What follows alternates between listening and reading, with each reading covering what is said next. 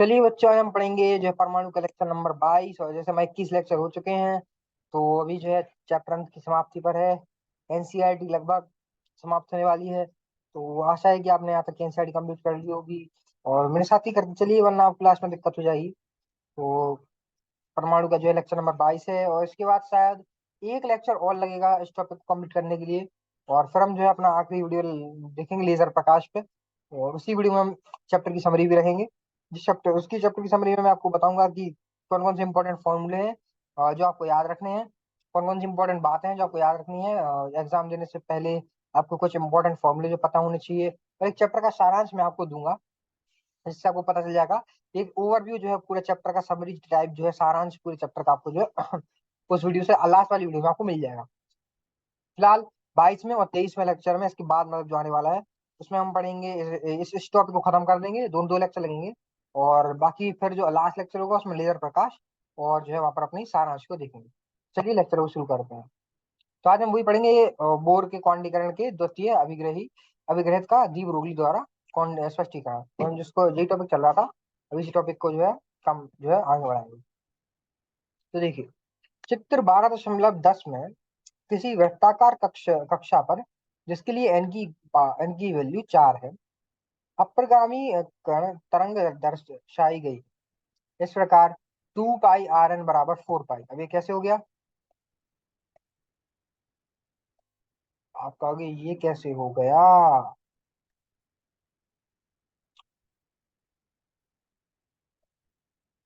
तो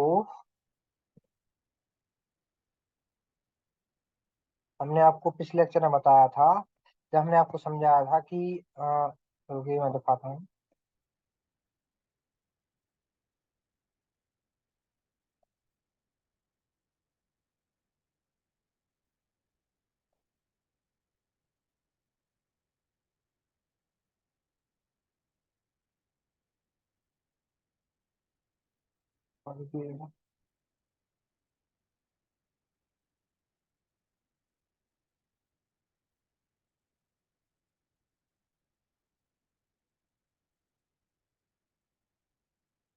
इस तरीके से अगर आप जो रस्सी है, मान लो रस्सी ऐसे गोल आपने गोल की, और फिर आपको थोड़ा सा आपने उसको करने दिया, तो कुछ इस तरीके से जो है आपको जो है इसके लिए वाइब्रेशन करना स्टार्ट कर देगी।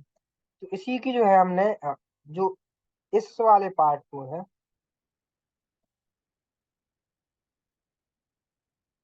इसको बोला था लैम्डा। और पूरी सरकमफेरेंस को, मतलब पूरी पूरे का पूरा, अब इतना है, बट पूरे पूरे सर्कल, पूरे गोले पर क्या आकार पर कितना होगा? L lambda. और सरकमफेरेंस यानी कि जो बाहरी जो पैरामीटर होता है, उसकी वैल्यू कितनी होती है? 2 पाई r। जैसा कि हमको पता ही है,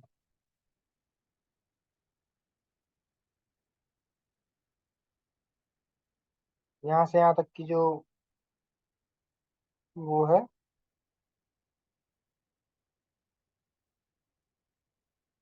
r इसकी त्रिज्या है।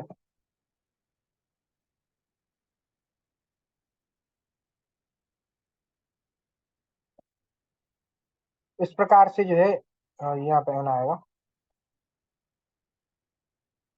वैसे तो मैं आपको हर वीडियो में बता देता हूँ, बट यहाँ पे आर के साथ एन आने का लक्ष्य यह है, तो मतलब ये आर आर के पास एन, हमने जैसे पढ़ा था वी के साथ भी एन आता है। तो अब तक तो मैं 2 3 बार बता चुका हूँ जिनके साथ ऐसा क्यों होता है, क्योंकि ये जो है जब कक्ष चेंज होता है तो ये भी चेंज हो जाते हैं। हर एक ऑर्बिट के लिए अलग अलग जो है हमारे पास गति होती है इलेक्ट्रॉन की, और अलग अलग जो है हमारे त्रिज्या होती है, तो इसलिए हम उसको आर एन और वी एन के रूप में लिखते हैं, ना कि आर और वी के फॉर्म में लिखते हैं। इसको आर एन और वी एन के रूप में हम इसको लिखते हैं।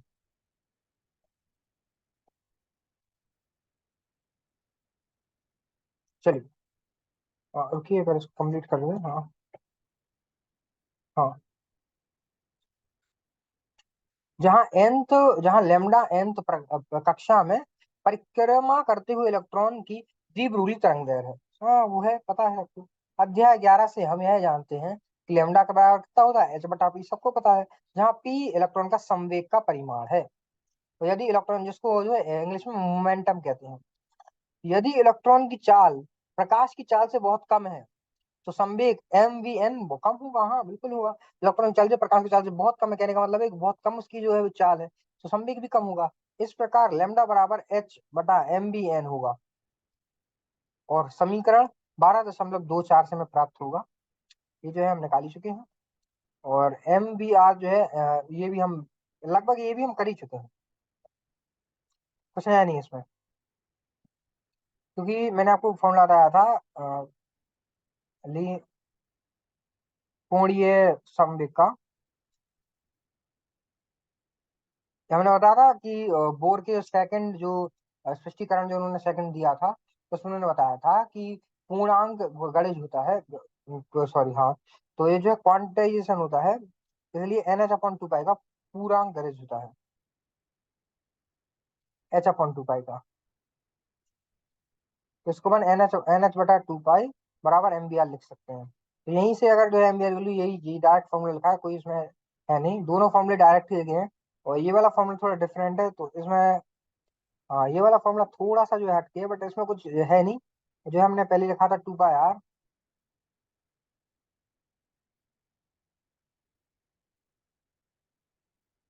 बराबर N लेमडा। इन लोगों ने जो लेमडा की वैल्यू यहाँ से उठा के यहाँ रख दी,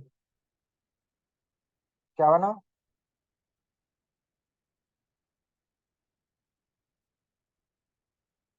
2 पाई RN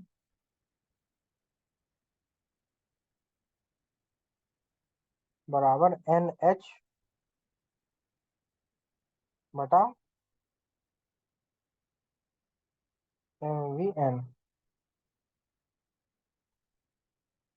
और जो कि डायरेक्ट फॉर्मूला है जो यहाँ पे लिखा हुआ है, ये वाला,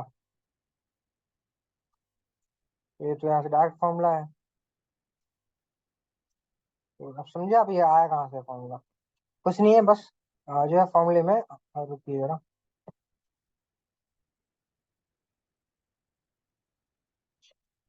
रुकिए जरा 2 मिनट। हाँ, तो ये जो है डायरेक्ट फॉर्मूले में जो है तरंग दैर्घ्य की वैल्यू रखी है लेमडा की, तो डायरेक्ट जो है वो हमारा इक्वेशन बन चुकी है। चलिए हम आगे बढ़ते हैं। तो विषय बोर द्वारा प्रस्तावित इलेक्ट्रॉन के कोणीय संवेग का क्वांटम प्रतिबंध। समीकरण 12.13 में दिए गए बोर द्वारा प्रस्तावित इलेक्ट्रॉन के कोणीय संवेग का क्वांटम प्रतिबंध, यहाँ ये पढ़ चुके हैं हम। इस प्रतिबंध के अनुसार कोणीय संवेग के मान केवल उन्हीं होते हैं जो आधे पूर्णांक गुणज होते हैं। ओके, यह समीकरण हाइड्रोजन परमाणु में ऊर्जा स्तरों और विविक्त कक्षाओं की व्याख्या करने का मूल आधार है। अब देखिए, एक बात तो मैंने पहले भी आपको बता चुका हूँ कि हाइड्रोजन और लिथियम और एक और था अपना कोई, याद होगा जिसको वीडियो देखी होगी। उनके अलावा जो है ये सब जो हम फॉर्मूले वगैरह पढ़ रहे हैं मतलब ये बोर वाले मॉडल तो अप्लाई होंगे, बट जो हम जो उस टाइम पे जो फॉर्मूला पढ़ रहे थे वो लाइमन बाल्मर वो वाले फॉर्मूले अप्लाई नहीं होंगे। क्यों? क्योंकि हाइड्रोजन के लिए अलग स्पेक्ट्रम बन रहा है, कोई और गैस लोगे तो कोई और स्पेक्ट्रम बनेगा। मतलब ये जो डिपेंड जो है किस पर करता है, जिस पर भी जरूरत मतलब उस पर भी निर्भर करता है कि कौन सी आप गैस ले रहे हो, गैस की जो प्रकृति क्या है, गैस कैसा नेचर शो कर रही है, गैस पर डिपेंड करता है। तो अगर आप हाइड्रोजन ले रहे हो तो ये केवल हाइड्रोजन गैस को हमने स्टडी किया, और जो हमने आपको स्पेक्ट्रम दिखाया था वो हाइड्रोजन गैस का था। तो उसके अलावा अगर आप कोई भी गैस उठा लेते हो उसके लिए वो स्पेक्ट्रम नहीं लागू होगा। और हम जो है हमने जैसा पहले पढ़ा था कि फिंगरप्रिंट की तरह काम करता है स्पेक्ट्रम की जो लाइन होती है, एब्जॉर्प्शन स्पेक्ट्रम, जिसमें जो है गैस जो है कुछ कुछ पर्टिकुलर वेवलेंथ की जो तरंग है उसको एब्जॉर्ब कर लेता है, बाकी को रिफ्लेक्ट कर रहा है। स्पेक्ट्रोमीटर से हमने मापा था कि ये जो है हमारे सामने स्पेक्ट्रम आ गया था। तो स्पेक्ट्रम फिंगरप्रिंट का काम करता है, लेकिन वो स्पेक्ट्रम केवल हाइड्रोजन का था, और अगर आप गैस बदलोगे तो जो है स्पेक्ट्रम भी बदल जाएगा। तो डी ब्रूगली की परिकल्पना और क्वांटीकरण। डी ब्रूगली की परिकल्पना बोर द्वारा प्रस्तावित द्वितीय अभिग्रहित के कोणीय संवेग के क्वांटीकरण की व्याख्या करती है। इस प्रकार इलेक्ट्रॉन की कांटित कक्षाएं और ऊर्जा स्थितियां बनती हैं। केवल अनुनादी अग्रमी तरंगे ही इन कक्षाओं में रह सकती हैं। तो देखिए,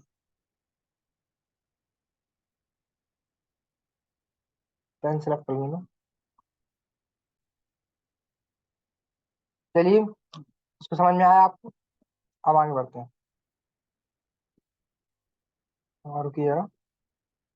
हाँ, तो अच्छा, तरंग प्रकृति के कारण आग्रमी तरंग तो तरंग प्रकृति के कारण ही आग्रमी तरंगें इलेक्ट्रॉन की कांटित कक्षाओं में रह सकती हैं।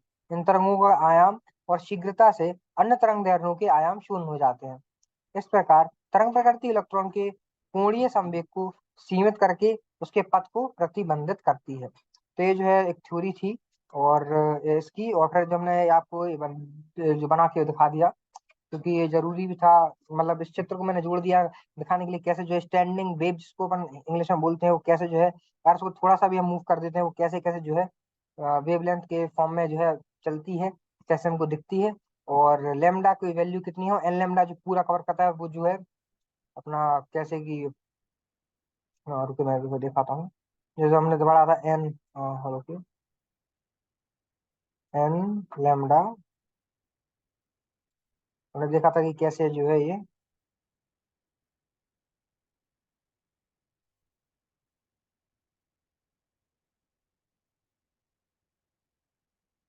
2 π r n के बराबर होता है। तो ये बहुत ही इंपॉर्टेंट फॉर्मूला है, वैसे आपको इसको याद कर लेना, मतलब रट लेना चाहिए कुल मिला के।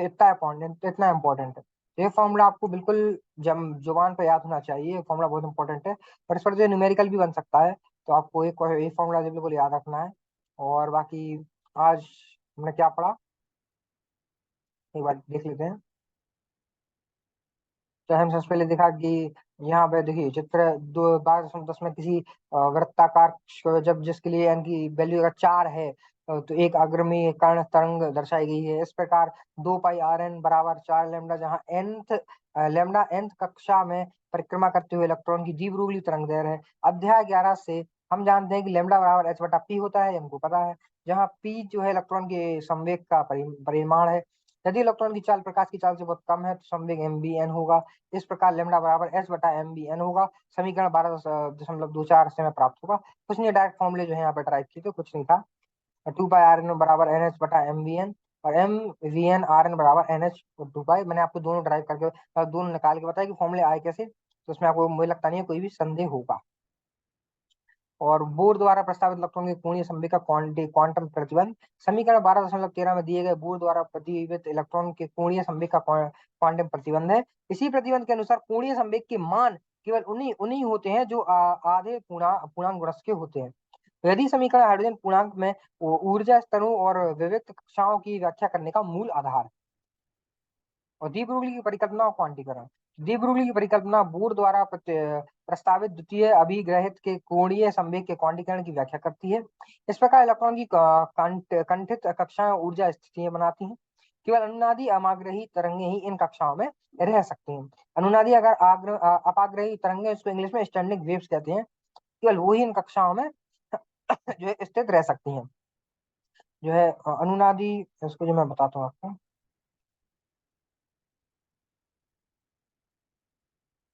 अनुनादी अप- अपाग्र अपग्रामी तरंगे, जिसको इंग्लिश में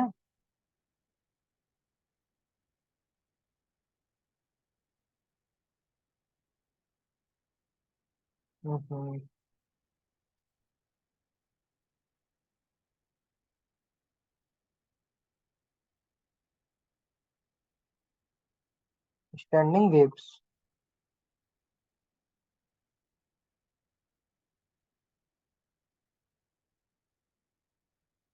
इनको स्टैंडिंग वेव्स भी बुलाते हैं, इन कक्षाओं में रह सकती हैं। तो बस जो है केवल यही इन कक्षाओं में रह सकती हैं, क्योंकि इलेक्ट्रॉन की कंठाएं कक्षाएं उन ऊर्जा की स्थितियां बनाती हैं।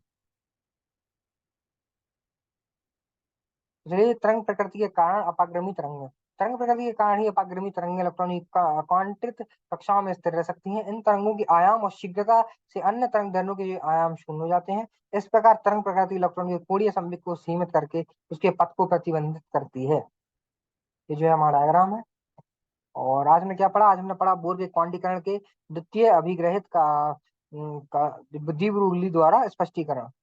अब ये जो टॉपिक थोड़ा सा रह गया है, इस टॉपिक को हम खत्म कर देंगे कल की वीडियो में।